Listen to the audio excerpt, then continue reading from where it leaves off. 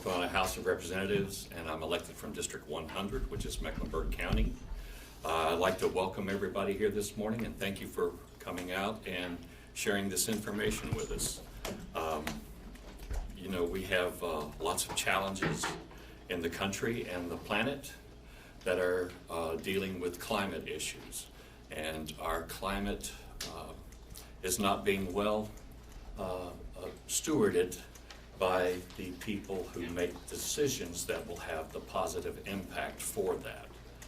So I appreciate everybody being here this morning. I'm going to introduce Gail Touch from the North Carolina Climate Solutions Coalition, and we'll get this information for you folks, but I just wanted to say how much I appreciate your participation and joining us this morning, because personally I don't feel that there's anything that is more critical and imperative for this body to be addressing than the climate crisis that we are in now. Gail Touch will then be introducing the rest of the speakers this morning.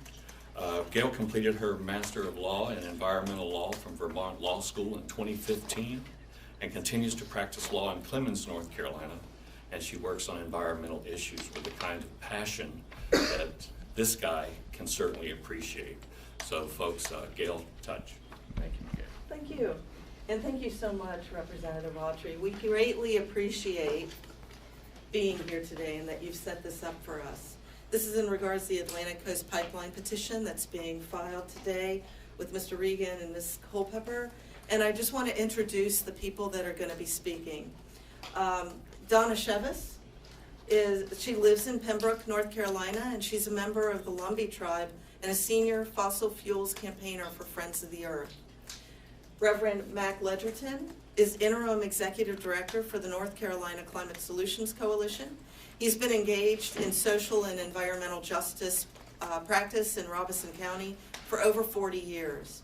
He's working with Attorney Reich Longest, who's to my right, and Ms. Chevis in coordinating the on-the-ground extensive research for the petition that's being filed today with a visiting team of law students that came to Duke Environmental Law Clinic last spring. He's an ordained minister in the United Church of Christ. Dr. Ryan Emanuel, to my left, is an associate professor at NC State University in the Department of Forestry and Environmental Resources. He is Lumbee as well and resides in Raleigh, North Carolina. Reich Longest, who I'd mentioned, is currently the director of the Environmental Law and Policy Clinic and is a clinical professor of law at Duke University School of Law. He supervises students in the area of practicing in his clinic, and he teaches the summer seminar portion of the clinic. He's been doing a lot of work in the environmental field. Can't even tell you how much he has done for the citizens of North Carolina and the work that he does and with the students that he has. So I just want to start with introducing Donna, and she's going to speak for just a couple of minutes on this. Thank you, Gail, and thank you, Representative Autry, for helping us be here today. I'm honored to be with you this morning as we gather to address a serious matter facing North Carolina. The Atlantic Coast Pipeline is a 600-mile project that cuts through West Virginia, and North Carolina. It threatens the citizens and environmental integrity of each state. Opposition to the ACP has been strong and growing throughout its proposed route. The ACP is a climate, human rights, and environmental disaster. If the project is allowed to be completed, it would carry enough frack gas to generate over 67 million metric tons of climate pollution per year. The completed pipeline would run through hundreds of rivers, wetlands, and national forests, and disturb hundreds of farms and communities along its route. And the project would disproportionately harm African American, poor, and indigenous communities who have been largely excluded from the decision-making process. Communities in North Carolina do not want the ACP. We want to protect our communities and protect our health. That's why I'm here today with Friends of the Earth and the North Carolina Climate Solutions Coalition to urge the North Carolina Department of Environmental Quality to revoke the water quality permit for the ACP.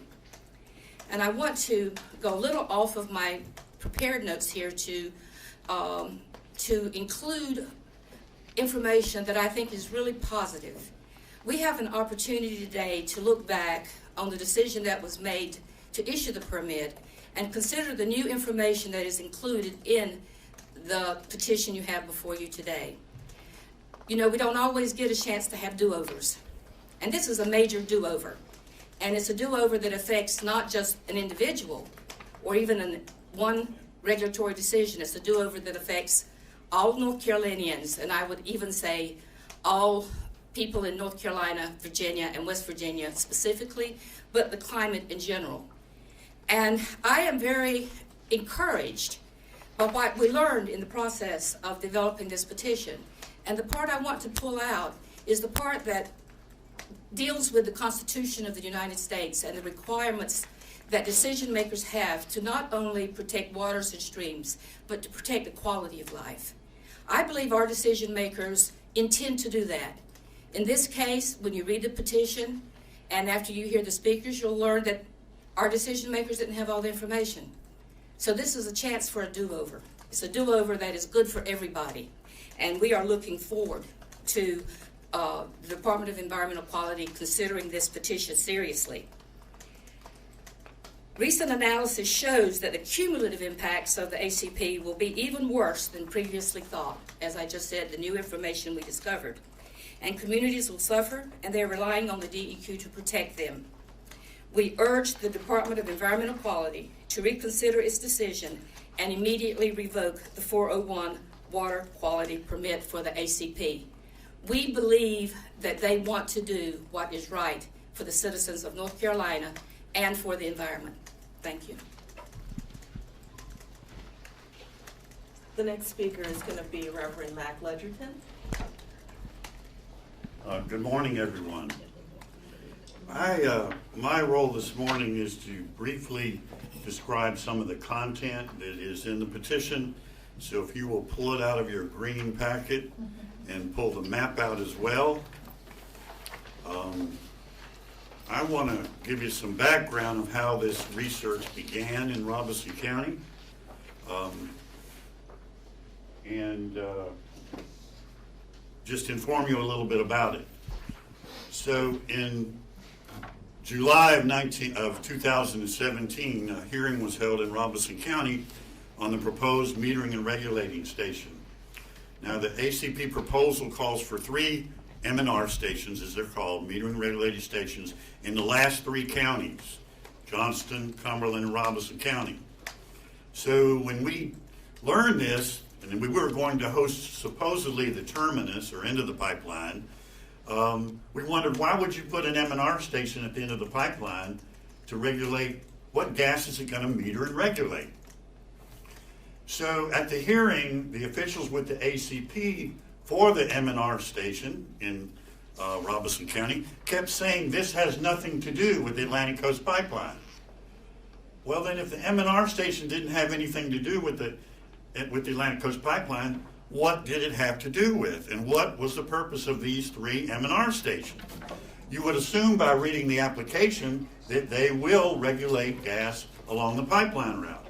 Well, in reality, they were telling you the truth. These 3 M&R stations are to regulate gas that will be moved from the ACP further down some road. Okay?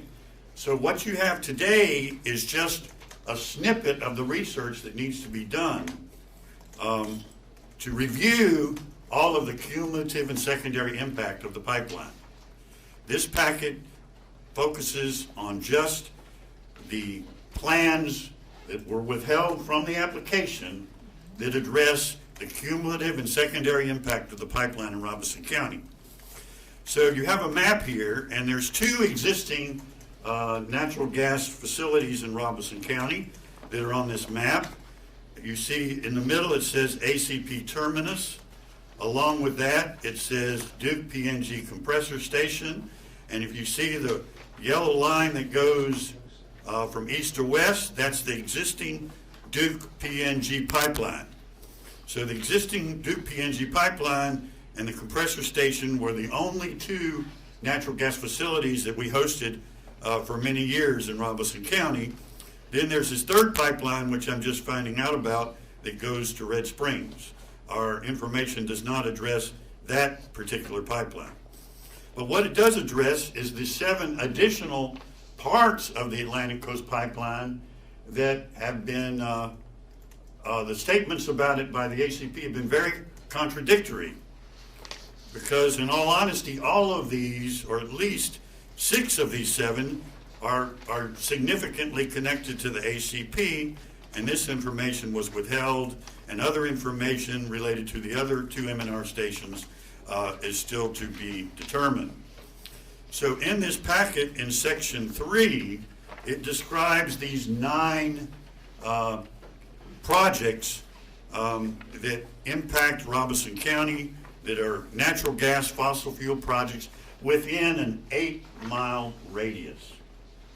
Why would any responsible company want to place 7 new natural gas projects in an area with 2 existing projects, which makes this 8-mile radius, smack in the middle of the Lumbee community, one of the most harmful, volatile, and at-risk places to live in North Carolina, if not the nation? Why would a responsible company put all this firepower, that's what it is, in one concentrated 8-mile radius? That's what is not described in the application of the Atlantic Coast Pipeline.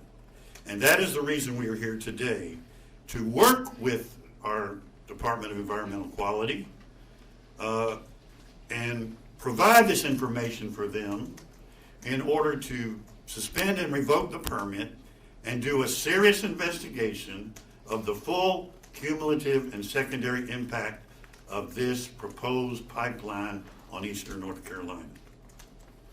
And I will rest my case. All of those 9 projects are listed in detail in the petition. Thank you. Thank you, Dr. Ledgerton. And Dr. Ryan Emanuel will now speak.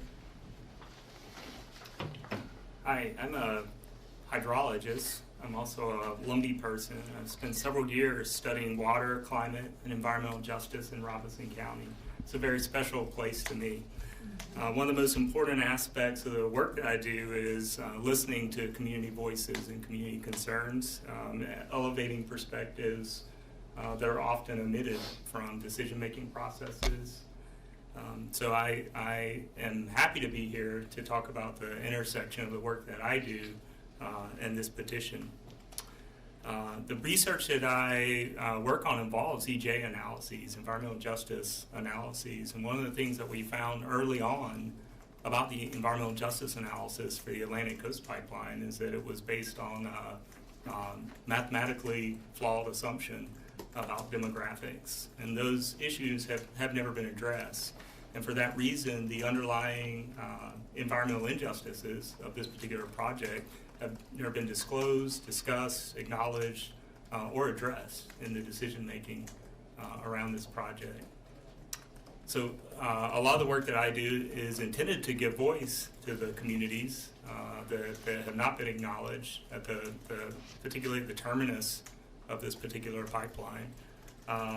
The census tract that covers most of the area on that map has one of the largest American Indian populations in the United States, any census tract. And it's one of the largest American Indian populations of a census tract in the United States, the largest east of the Mississippi River. So that places the impacts in context. It tells you what the stakes may be. When we talk about cumulative impacts, I'd like to speak very briefly to that. When we say cumulative impacts, scientists, we mean the incremental effects of activities that add up over time or across a large area to cause negative ecological or human consequences. So it's important to think about cumulative impacts as the totality of all of the activities, in this case gas infrastructure, and what is the aggregated impact of all those activities on the environment and on the people. And so when you look at that map, you see the predominantly American Indian community of Prospect. It's very much like a hub and a network of infrastructure, and that is an infrastructure network that really hasn't been addressed to date in any of the permitting surrounding this project. So that's all I would like to add for now. Thank you. And Reich Longest from the Duke Environmental Law and Policy Clinic. Good morning. Thank you for being with us here today, thinking about these important issues for our state and also for our nation and for all the people who value the natural resources of North Carolina and its people. The genesis of the work that I did on this was to be supportive. One of the aspects of environmental justice that is very important to understand is the role that we play as professionals, as technical assistance providers for communities that have not had a chance to have their voice be heard and that have not had an opportunity to have their arguments laid before the public, before decision makers, and before courts and administrative bodies as necessary. In this case, the work that I did to help support this petition involved some legal research, but also some factual research and working with students who had a chance to go down to Robeson County to meet with people, to meet with the folks who are here today and find out their stories, understand from them directly what were their concerns, and then help translate the language of the law back to them and advise them on their legal rights and remedies under the law. North Carolina's environmental laws offer tremendous promise. The very Constitution of North Carolina has a section on the conservation of natural resources which states the public policy of the state as one of conservation of natural resources for the benefit of all the people. It recognizes the ownership of those natural resources. It recognizes public trust obligations. And in addition, many of our statutes, an entire suite of environmental statutes that were passed in the 1970s and on up into recent times have put meat on the bones of that constitutional stated set of policies. Those are all detailed in this petition. In addition, very important aspect of this is what the United States Supreme Court has said about 401 certifications. The battle over how 401 certifications can be used by states has been wide-ranging and hard-fought for decades. This is not a new particular set of arguments. The good news is that Supreme Court precedent is very clear that the range of values to be protected by 401 certifications is very broad. It was intended by Congress in the passing the Clean Water Act to give states a very powerful tool to work on federal projects and federal proposals, to condition them so as to protect natural resource values generally. It is not limited just to the discharge that is particularly proposed in the permit application, but the project writ large, including its associated impacts. And the other aspect of this that's important is that North Carolina rules recently reinstituted this summer even, give the Department of Environmental Quality the authority to revoke or modify any 401 certification as long as the director makes a certain set of determinations. So whether the information was incorrect because it was submitted incorrectly, whether it was incorrect because facts as submitted have changed or new information has made it incorrect, or whether the information is now incorrect because it's outdated and conditions have changed, the power is there with the Department of Environmental Quality to revoke or modify the 401 certification at any time. The time is now. That is what this petition is about. That's what I understand the community voices that we've heard here gathered this morning saying, and that was the purpose in advising and helping them in their understanding of their rights and the rights they are asserting under our Constitution and under our laws to seek redress of their grievances from the government, particularly asking the government to think carefully about how they might be able to revoke this 401 certification. The language in the rule specifically says, any certification issued pursuant to this rule shall be subject to revocation or modification upon a determination that information contained in the application or presented in support thereof is incorrect or if conditions under which the certification was made have changed. The is correct is in the present tense. It does not say that it has to be information that was incorrect at the time at which it was presented, nor does it say it has to have been misrepresented. That is all subsumed within that definition.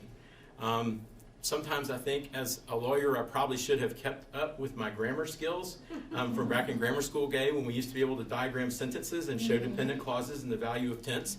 But in this case, that diagramming of sentences and understanding what the rule actually says is very important.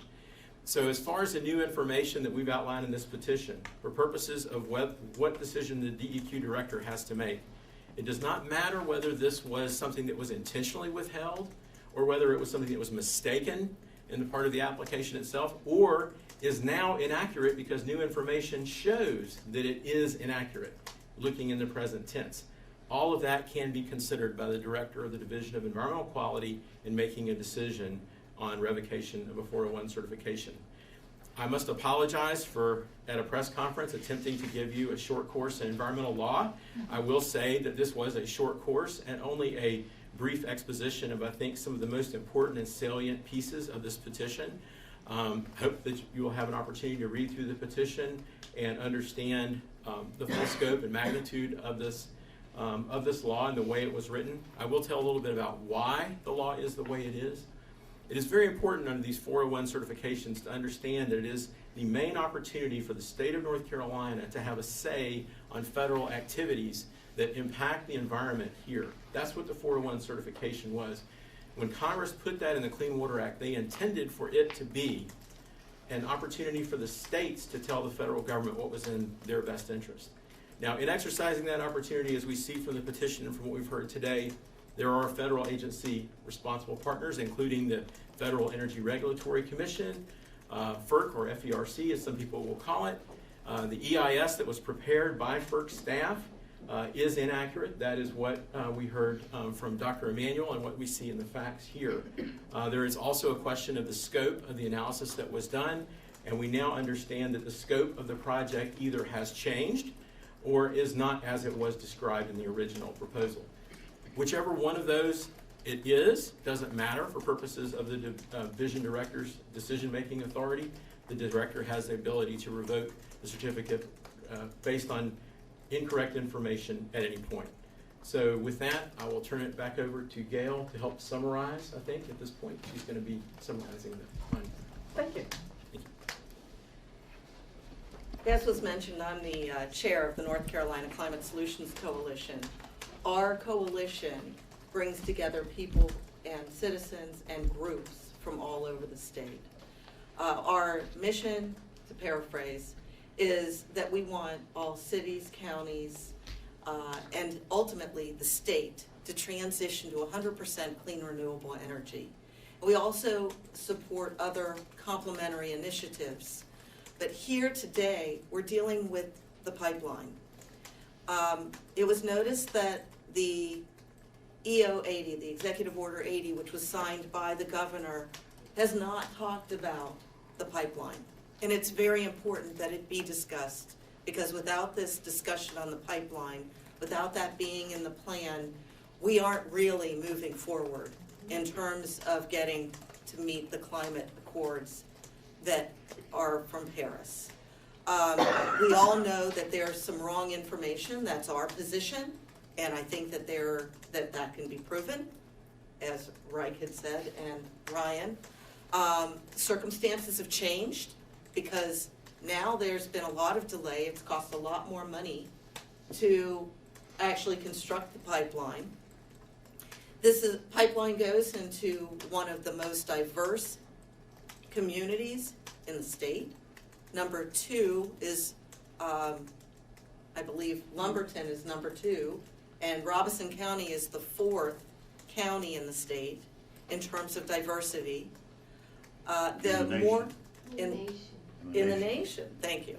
And so the other thing is that now over the years we've learned more and more about methane, and more methane is going into the atmosphere. It is a significant driver of climate change. We have got to absolutely stop.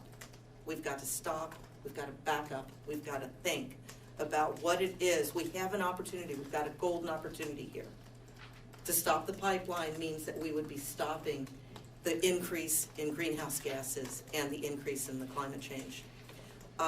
We need to transition to clean renewable energy, and we have to address the construction of the ACP now. There have been more and more appeals and revocations of permits. In July 28th news article, appeals court vacates Atlantic Coast Pipeline permit, and this is in Richmond, Virginia. It says a U.S. appeals court on Friday tossed out a key permit for the Atlantic Coast Pipeline that deals with the project's effects on threatened or endangered species. And it says, saying a federal agency had apparently lost sight of its mandate. U.S. Fish and Wildlife Service had made decisions that were arbitrary and capricious. We don't want that to be happening here. We do not want that to be happening here. But also what happens up in Virginia is going to affect what's going to happen here, because we're down the pipeline. The executive order, let's see, I think that that's probably all that I really have to say. It's just so important right now to consider the long-term impacts. So the ACP is a short-term project with negative long-term impacts. In addition, the project is going to lock us in, lock this state, lock the counties, lock the communities into a destructive use of energy resources. So I just want to thank you, and I want to thank everybody for coming today. Great. Sure. Are there any questions from the meeting? I forgot one. I don't know, what are M&R facilities, and you found that they were dangerous, why are they? Mac? M&R, metering and regulating stations, meter and regulate the gas along a pipeline. So again, we assumed when in the application that these were actually related to metering and regulating the ACP. And anyone reading the document would assume that. And in reality, they're not related at all they're related to taking the ACP gas further into other parts, of like tentacles. And those projects related to where that gas is going to be transported are not represented in the application and should have been under the law. So why does it matter that there might be 7 of them rather than 2 in Robertson County? Well, first of all, it matters to the impact on water quality and a risk to water quality in our community. I'm speaking specifically about the Pembroke community where I live. And secondly, on the air quality of all of these facilities will be impacted. And even this LNG proposal, they applied for an air quality permit and they removed it and said, we're not going to build it as large as we originally planned. So right now that LNG plant is under construction without any state regulatory control or management. None. In building a house, you have to get more permits than you do for the LNG. So all of these facilities, and then it relates to the quality of life. The M&R station is going to have a 350-foot tower in the middle of a native community where culture is one of the primary values and reasons people stay there, and the relationship to the land and to the stars and the universe. So even the view when they walk out their door will be significantly impacted and change their perception of the world.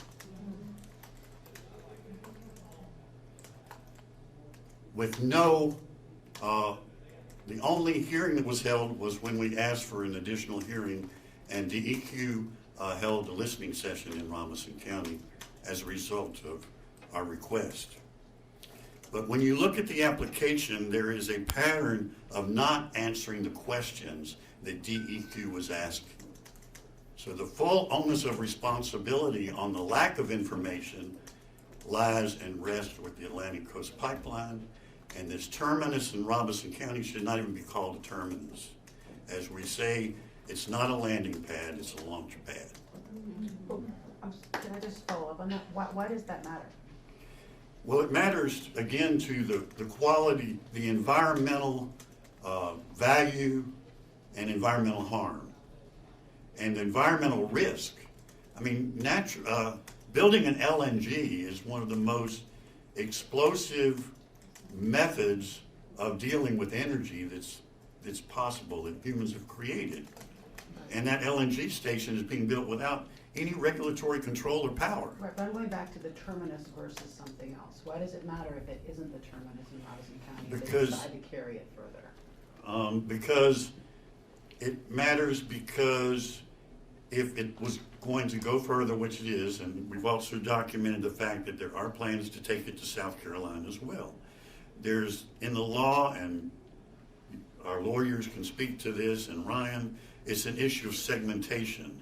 And if you say it's going to end there, it needs to end there. If it's not going to end there, by law, you have to be responsible to inform our regulators what exactly is the plans related to all of the other projects that are related to this particular pipeline.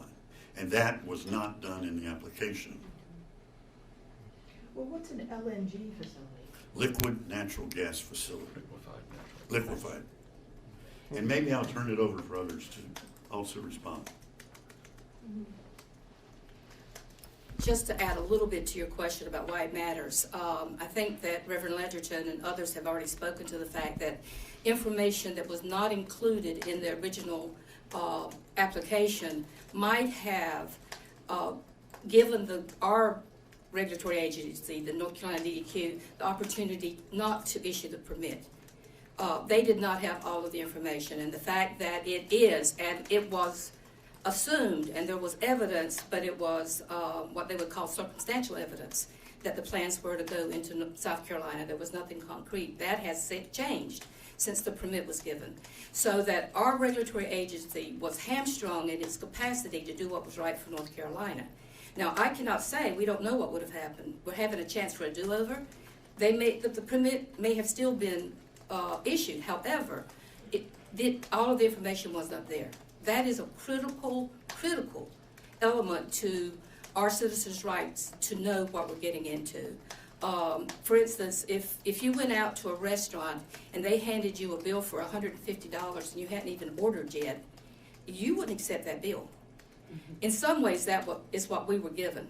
We were given a bill of goods, and it did not include everything that was on the menu. So this is a critical piece in terms of holding not only government accountable, but holding the corporations accountable for acting in good faith. So there was not a good faith action on the part of the ACP LLC. That's a mouthful. But the owners being Dominion, Duke, and Southern. But I want to add another point to that. In the governor's EO 80, his goal is to reduce greenhouse gases by 40%. That's another reason why this is important.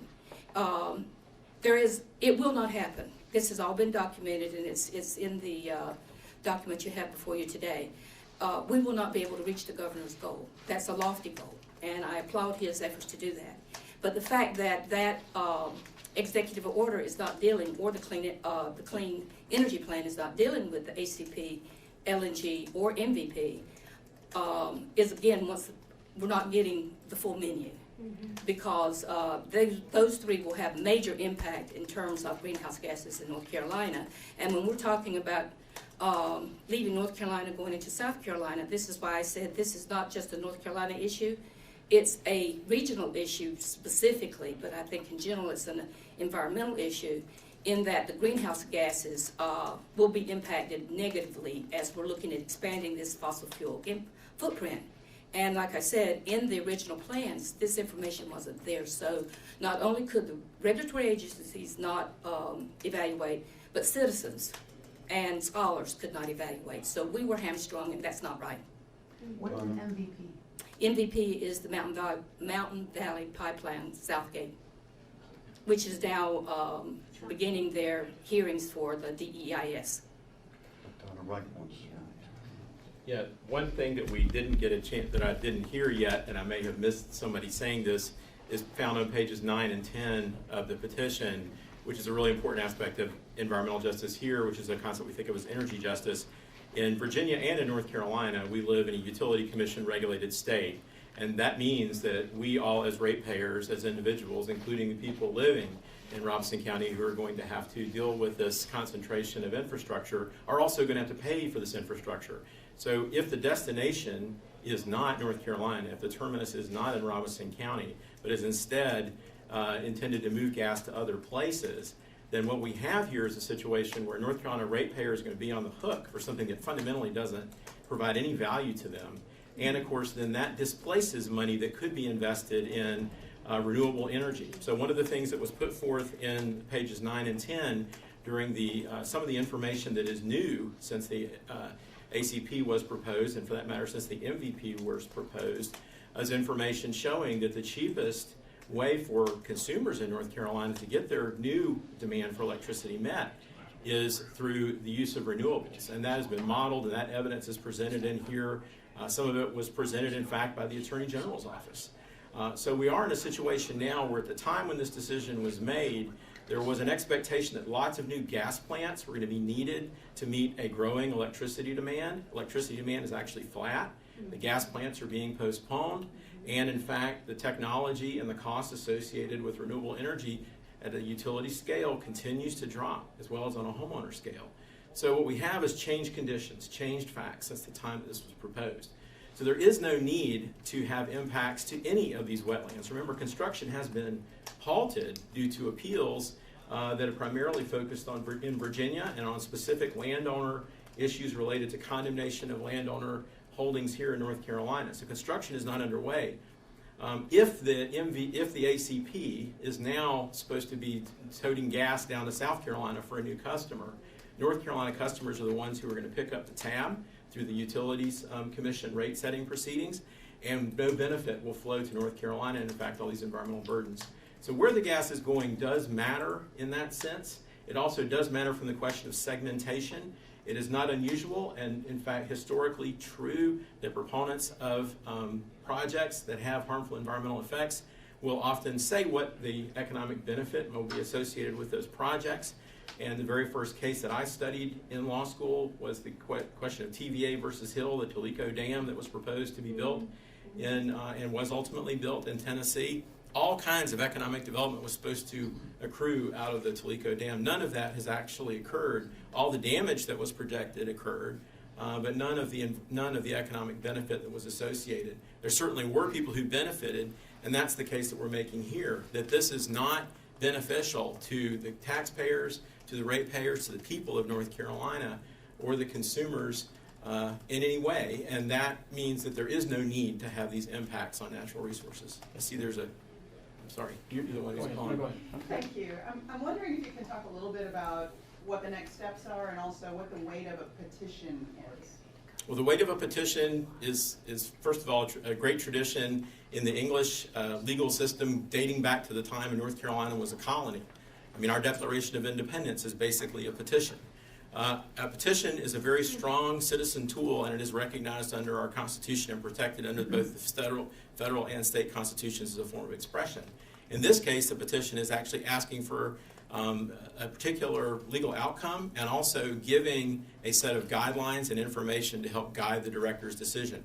Beyond that, it is up to the director what the director wishes to do, and I would want to defer the rest of the answer to that maybe to Donna and Reverend Ledgerton about how citizens might get involved in this for the remainder of that question.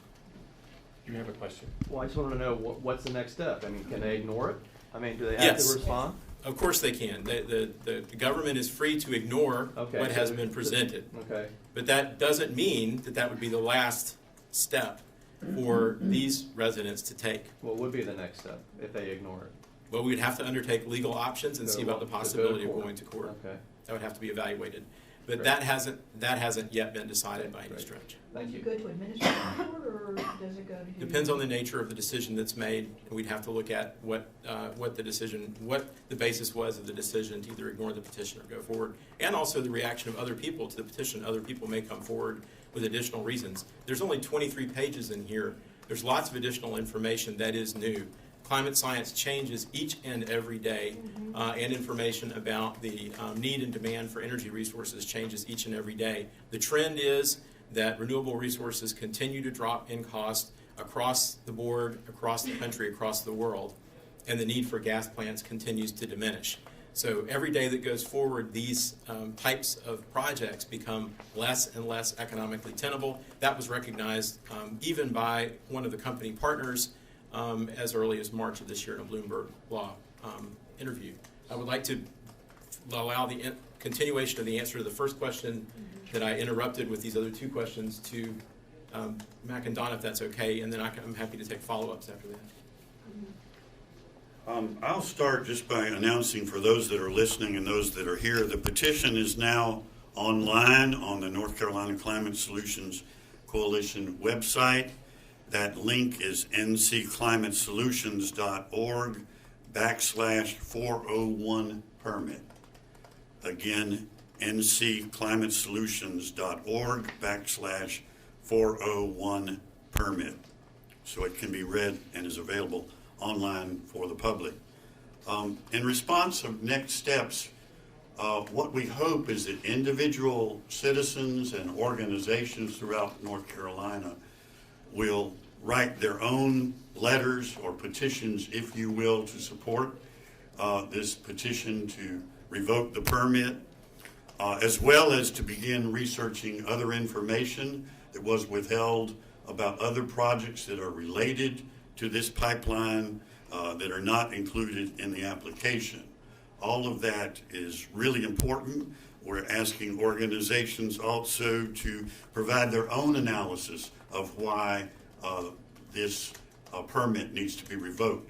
We did not cover all of the reasons in this document why this revocation is needed, and we're encouraging other organizations to also submit documents to our Department of Environmental Quality with their own perspective on why this permit needs to be revoked.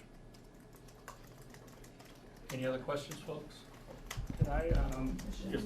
very Right. quickly, so I just want to clarify earlier regarding the liquefied natural gas plant, the permit that Mac was talking about that was not issued or discussed was the air quality permit, and that was the main permit that community members were hoping to weigh in on.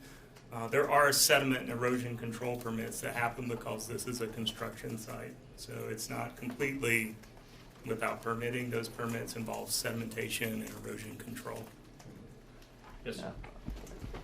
Okay. Yes, ma'am. Just to add a little bit onto the question about next steps, I think that Reverend Ledgerton has answered most of that, but I want to put an affirmation on citizen engagement. I was raised by a father who let me sit up from second grade to watch the Democratic and the Republican national conventions when they were real conventions, folks. That's another story. But at any rate, I'm saying that to say that being involved, having agency over your own life and your own community is a critical part of living in a republic democracy, a representative democracy, which we have. And so that, as was said, this is not necessarily the last petition. There are so many other elements that can be brought forth. But I know that there are many of us who will make ourselves available to share this with communities, to consider the engagement in terms of letters of support or signing on. So this is, again, another citizen action that can allow our peoples in North Carolina to be involved with their destiny. There have been times in recent years around the ACP, MVP, LNG, many other projects that folks have felt a little dismayed and disheartened and wondered why vote? Do I really have any voice? Am I heard? Am I listened? And part of what we're saying today is yes. This is a tool. It is something that we're putting forward as a way to engage in conversation with Secretary Regan and others in the Department of Environmental Quality, as well as the Attorney General's office and anyone in the state government who is ready to talk at the table in terms of what possibilities are. This is not a closed door, and it's not it's not coming in with the bludgeon to knock down the door. We are offering and hoping that we can come to a common table to talk about this and come to what we think is the reasoned decision, which is to revoke the permit for the ACP. So this is a first step, and the answer to that is citizen engagement, keeping alive the reality that, yes, we do have agency in our representative democracy. If I may just make a final statement here. We can't forget about what happened in the fall of 2018 when the two hurricanes, Florence and Michael, came through. It devastated Lumberton and Robeson County.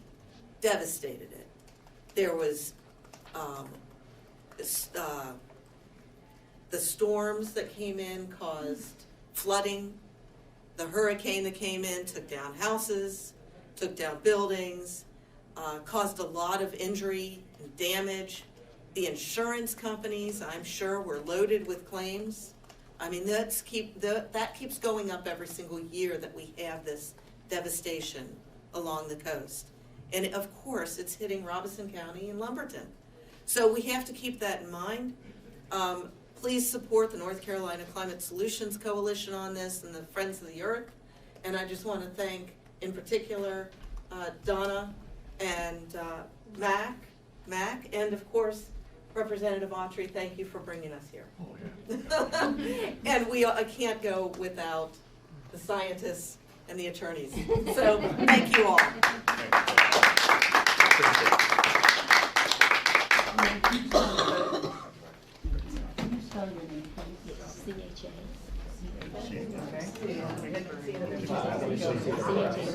CHA.